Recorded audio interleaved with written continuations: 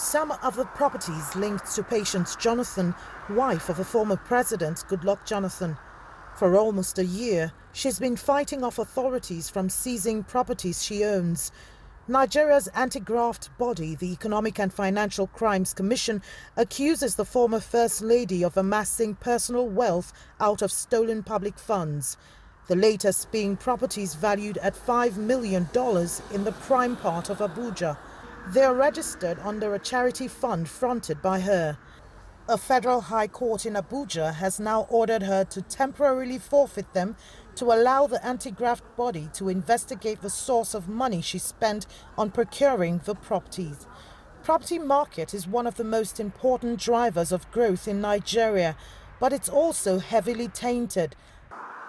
The sector is seen as a major clearinghouse for stolen public funds. I know the legal process is a bit testy here, so it will take a lot of patience, it will take a lot of consistency on the part of those who are prosecuting to ensure that we get to a logical conclusion. The bigger challenge for us in our country is always about getting to that logical conclusion. But I can tell you that, like many other things, the attention of civil society, the attention of the media is focused on those issues. So it's going to be very, very difficult to be swept under the carpet.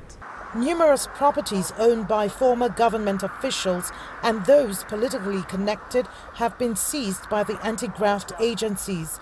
But most of the cases have not yet been disposed, and they could take longer than anticipated to resolve. Quite often, the properties are concealed under dubious names and identities, and that presents a major obstacle in ascertaining the true ownership of the properties and the source of money of the owners. It's even done with impunity.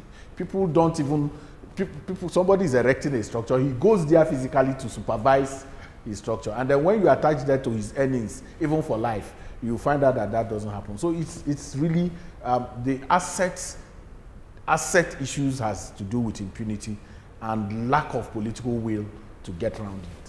The former First Lady, Patient Jonathan, is not new to efforts to recover illegally acquired wealth. Previously, the anti-graft agency froze numerous accounts linked to her. Those accounts contain millions of dollars, and she's still battling to unfreeze them. This new order adds to a growing list of her protracted court battles. The court has given the EFCC 45 days to investigate the property before hearing resumes. Kelechi Emekalam, CGTN, Abuja, Nigeria.